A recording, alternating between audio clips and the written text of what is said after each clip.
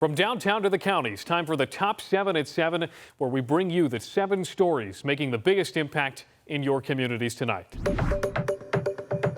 Where to put Harford County's mobile command center? I'm Jeff Hager in Bel Air, where the sheriff and the county executive are playing tug of war with this vital resource. A $1.5 million command center on wheels needs a home. And Harford County Sheriff Jeffrey Gaylor says it should stay where it's needed the most, at the Southern District in Edgewood. It puts a hindrance on our operation and timely response to have to go to Hickory when the majority of the calls or where the majority of the population is. Bob Castley thinks he knows policing. He thinks he knows a lot.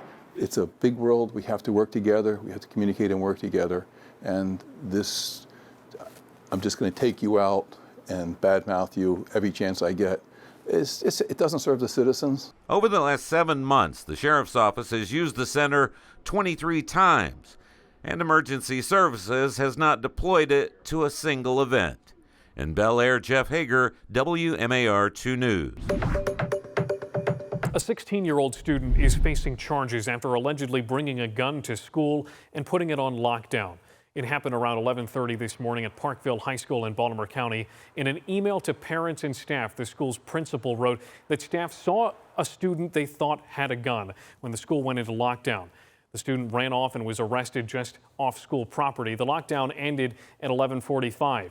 Police say the student, who is a 9th grader, has been charged as an adult and is charged with a handgun violation. I'm Janae Wright in Annapolis, and after 36 years, police have solved the murder of Garnet Elizabeth Griffith, who was shot and killed, and police say DNA evidence led to the arrest. Thursday, police arrested 53-year-old William Cook Jr. in his Annapolis home. On January 12, 1989, police responded to a 911 call on Kensington Way and found Garnet Elizabeth Griffith suffering from a gunshot wound. The case then went cold after police were not able to find any leads, but decades later, thanks to the help of DNA evidence, police say they were able to solve this case. Our victim was brutally assaulted and left for dead. So we're just grateful that we got a break in this case. Our thoughts and prayers still remain with her family. Police say the suspect, William Cook Jr., was 16 at the time of the murder, and at this time, police are unsure if there was a connection between the suspect and the victim. Janae Wright, WMAR 2 News. A Maryland reality TV star says someone stole more than $200,000 worth of stuff from her home, but the Carroll County Sheriff's Office says nothing was ever taken. Now she and her husband are facing over a dozen charges. In April 2024, Wendy Osefo and her husband Edward said someone broke into their home and stole jewelry, clothes, and luxury items, but deputies say that's not true, adding 20 grand worth of those stolen items were returned to stores. Investigators also found photos of the couple wearing some of the items they claimed were stolen. Wendy Osefo is part of the series The Real Housewives of Potomac. Sheriff Jim DeWeese says her popularity played no part in the investigation. It was a high dollar amount that they were alleging that was stolen, and so if there was in fact someone burglarizing residents in that particular area or any area of the county, we would have treated it that way. So I don't care if she's a real housewife, fake housewife, or whatever she is, we would have handled it the same way regardless of who she was. Both Wendy and Edward Osefo have been released on bond. The couple have yet to publicly comment on the arrest. I'm Maria Morales in Towson at a place that provides shelter during the day for people who need it most. Phyllis is one of more than 2,500 people who are homeless in the Baltimore region. For many, traditional shelters only provide nighttime refuge. Perlock's Outreach Center fills that critical gap, giving unhoused people a safe, clean place to be during the day. Here, clients can wash clothes, shower, use the computer, get a meal, or simply rest. But funding cuts are a growing concern. With federal budget uncertainty, there are worries about the ripple effect on vulnerable populations. And if permanent supportive housing gets cut, we have a lot of folks who are going to end up returning to homelessness. In Towson, Maria Morales, WMAR 2 News.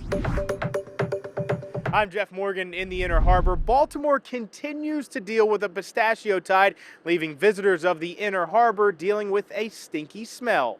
So I'm just smelling like hot springs, like sulfur. I'm just smelling that smell. It's like a real bad smell. Like what? Like it smells like boiled eggs, but mixed with like garbage juice.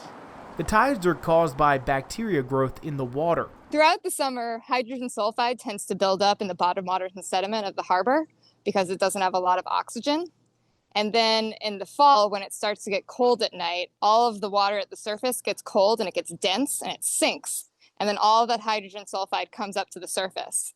And so that hydrogen sulfide is what gives the air that rotten egg smell. Maryland Department of the Environment's Chris Luckett explaining there's little known on how this may end. So we don't know for sure what it's going to take to sort of wash all this out. It looks like the forecast that we're facing right now, coming weekend with a significant wind and rain, gives us hope that this might cause a change for the better and that the situation will improve. The department is saying this is not caused by illegal dumping, though scientists are still learning about the conditions that create sulfur tides. In Baltimore, Jeff Morgan, WMAR 2 News. I'm Jack Watson in Fells Point, and it's the Fells Point Fun Festival this weekend, and the limelight, especially right here, is on supporting local. The Fun Festival started in 1967, raising money against a proposal to build a highway through the neighborhood. Today, it's a premier outdoor event to usher in the fall. This is the 59th year for the Fells Point Fun Festival. It has hundreds of local vendors, artists, and shops. Kathy Hornig is the festival coordinator, and a particular focus this year on local brewers. Folks like Checker Spot have a dedicated spot. The Make Mine a Maryland Garden is new this year. It's at a beautiful location down on the water near Bond Street, and we're featuring all Maryland craft beers. We have a distillery, some wine, delicious bakery, some cheeses. It's just going to be a really fun atmosphere celebrating all things Maryland. The festival opens Friday night and closes on Sunday afternoon right here in Fells Point. Jack Watson, WMAR 2 News.